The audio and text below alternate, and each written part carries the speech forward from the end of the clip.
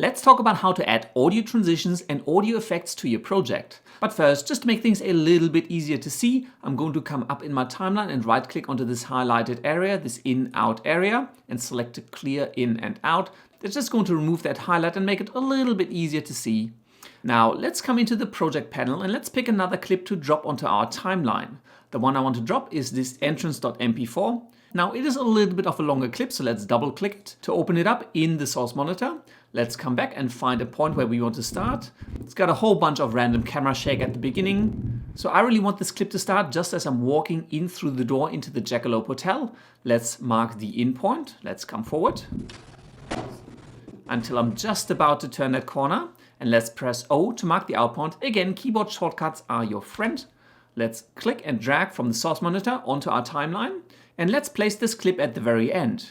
Make sure that none of your audio tracks are muted.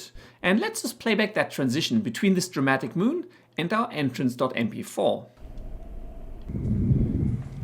Now, both visually and from the sound, you can see that on the sound wave here as well, that is quite a jump.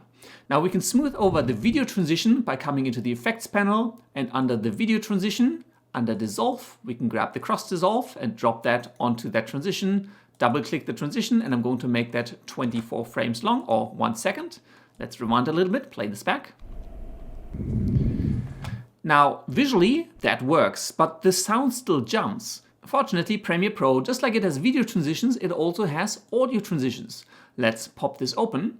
In here you'll only find one folder called Crossfade, and there's 3 different types of crossfade. You don't need to worry about the details. Let's simply grab the constant power crossfade transition, grab that, drag that, and you won't be able to drop that onto a video track because this is an audio transition. However, you can now drop that on a cut between audio clips. So let's drop that right here. Similar to a video transition, it looks the same way. You can double click it to define the length. So this is 1 second long. Or you can grab the sides and pull that out. I'm going to make it a little bit longer to slowly fade from the first to the second sound. And I don't mind if you hear the sound of the entrance clip while you're still looking at this dramatic moon. It's actually kind of a nice transition. Let's rewind and play this back.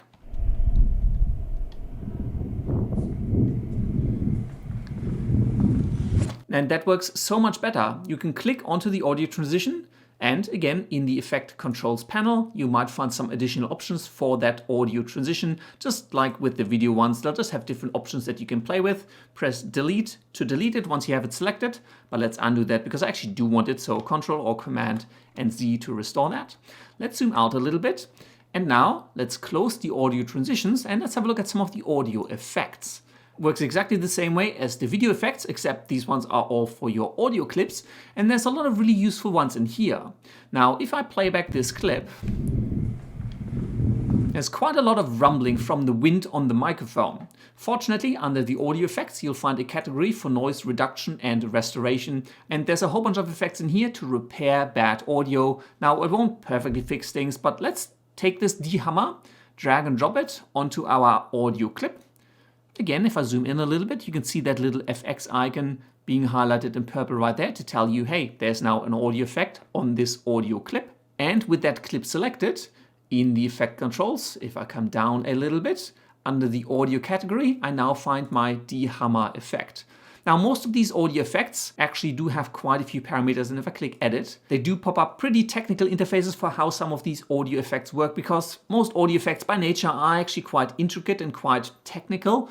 But don't worry too much about that. Let's just close this one out. Let's rewind and play this back. Now let's rewind just a little bit, come back into the audio effect. Let's press this little FX icon next to the D-hammer to disable it, so you can listen without the D-hammer. That is quite noisy. Let's enable the D-hammer. Now it's not perfect, but it's a whole lot better. I'm not going to go through all of the different effects in here. There's a ton to explore and play with and try out.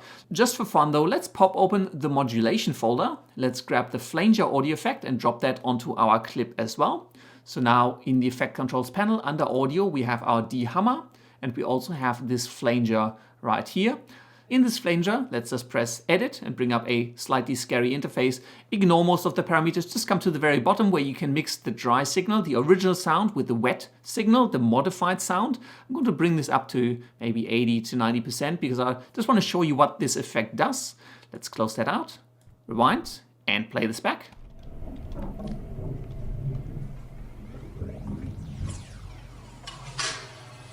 Can you hear this really spaced out sound? That is the flanger effect, but as I said, just play around with some of these. There's some really cool stuff in here. For now, I'm going to come back into my effects controls, scroll down, I'm going to remove the flanger because I don't really want it. The D-hammer I'm going to leave in just because it did have a lot of noise without that effect on. Finally, you might ask, well, what if I just want to make some sound softer? For example, here at the end, there's this loud spike, and if I play this back, whoa, that's actually just the door falling closed behind me. It's very, very loud. Now, the easiest way, let me just make this track a little bit bigger. Every audio clip has this horizontal white line. Now, if this layer is very small, you may not see that line, but if you make this track big enough, you can see this horizontal line. This is the volume level of this audio clip. It actually says right there, volume is set at 0 decibels, which is just level. You can click and drag this line down to reduce the audio volume for this clip. So I could say, maybe I'll make this 10 decibels softer, or if I wanted to, I can make this really loud, 10 or 12 decibel louder. But this one is a bit loud already, so let's drop this to minus 10 decibels. Let's play this back. And that is a whole lot softer. Also on the right-hand side of the timeline, you will usually find the audio meters, and they'll actually indicate how loud your audio plays back. Let's rewind, plays back.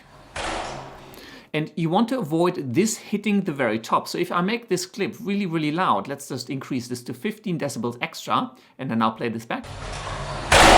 Whoa.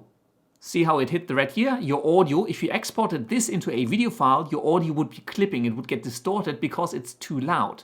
So we want to avoid this clipping here. So let's just bring this back down to maybe minus 10. And you can actually click on these red indicators here to clear them out. So it'll reset them. And then you can play this back again and check whether that's okay now. Yep, that looks a whole lot better. But that's really all there is to applying audio transitions and audio effects.